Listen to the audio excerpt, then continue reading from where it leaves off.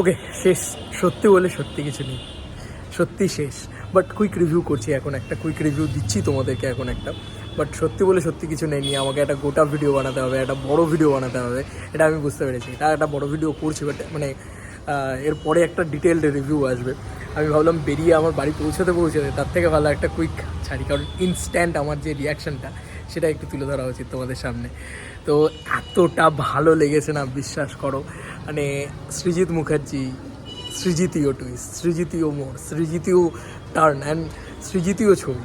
অনেক দিন বাদে সৃজিত মুখার্জি ইজ ব্যাক, মানে বলা যেতে পারে পুরো 22শে শ্রাবণে সৃজিত মুখার্জিকে পেয়েছে। মানে সিরিয়াসলি বলছি, টেক্কা ভালো ছবি ছিল, বাট মানে এটা দারুণ ছিল। এটা অনেক দিন বাদে হেমলক সোসাইটি সৃজিত মুখার্জিকে ফেরত পেয়েছি, অনেক দিন বাদে। মানে পুরোনো সৃজিত মুখার্জি, মানে যে সৃজিত মুখার্জিকে দেখে আমরা সেই মানে এ ধরনের ছবি দেখা শুরু করেছি। কমার্শিয়াল এলিমেন্ট ভরে ভরে রয়েছে এই সিনেমার ভিতরে, মজাটা ব্যান্টারটা আলাদা লেগেছে। মানে এদের যে টাসেলটা না এক একজনের সাথে, বিশেষ করে পারফরমেন্স আমি কয়েকজনের নাম নিচ্ছি, প্রত্যেকে মানে একটা ছবি কখন এপিক হয়ে যায়, কখন মনে রাখার মতন হয়ে যায়, যখন তোমার টুইস্টগুলো ওয়ার্ক করে যায়, যখন তোমার কাছে অভিনয়গুলো ওয়ার্ক করে যায়, প্রত্যেকের পারফরমেন্স। মানে সেটা মানে কৌশিক গাঙ্গুলি স্পেশালি কৌশিক গাঙ্গুলি আর পরমব্রত, এই দুজনের কথা স্পেশালি বলতে হয়।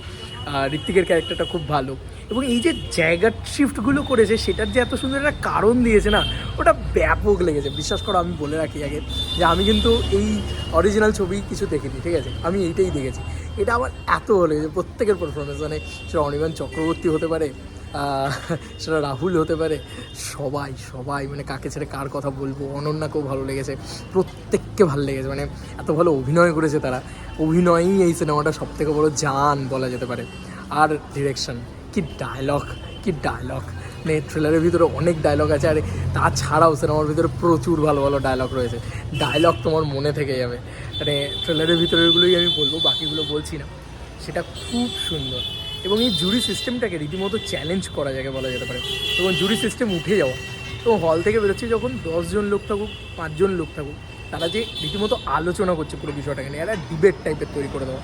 এবং একদিকেই কিন্তু গল্পটা এগোলো না, শেষে গিয়ে কিন্তু মানে এই খুন করেছে, এই এটা করেছে, এটাও তুমি বলতে পারবে না দিনের শেষে, কারণ সেটাও কিন্তু একটা অন্য দিকে অন্য টার্ন নিয়ে নিয়েছে বলা যেতে পারে। এটা ওয়ার্ড অফ মাউথের ছবি, আমার মনে হয় ওয়ার্ড অফ মাউথের গ্রো হয়ে যাবে এই ছবিটা। এত ভালো হয়েছে। যেমন গানটার ব্যবহার করা, তোমার ঘরে বসত করে কয়জনা, এই গানটার ব্যবহারটা এবং এই গানটার মিনিংটা, সেটাও খুব সুন্দর হয়েছে, আমার ভিতরে ফুটে উঠেছে। এবং অবশ্যই বলতে হবে যে এই সিনেমা যেভাবে মানে ব্যাক স্টোরিজগুলোকেও দেখায়, প্রত্যেকের ক্যারেক্টারাইজেশনগুলোকে দেখায়, কেন এক একটা মানুষ এক এক দিকে ভার্ডিক্ট দিচ্ছে সেইগুলোকে দেখায়, দারুণ। অ্যাকচুয়ালিতে এনজয় করবে। আর second half is too much entertaining. মানে ফার্স্ট হাফটা একরকম, ফার্স্ট হাফটা তোমাকে বিল্ড আপ দিচ্ছে, সেকেন্ড হাফটা না টু মাচ এন্টারটেনিং। এত হাসবে তুমি, এত হাসবে। মানে একটা গান করার সিকোয়েন্স আছে, সেই জায়গাটা এত হাসির যে নাও এবার গান ধরো, সারগম ধরো। তুমি তো গান করতে গিয়ে তোতলাচ্ছ না, গান করতে গিয়ে আটকাচ্ছে না। এই মোমেন্টগুলো এত সুন্দর হয়েছে, সিরিয়াসলি আমি খুব এনজয় করেছি, মানে ভীষণ এনজয় করেছি, হেসেছি রীতিমতো।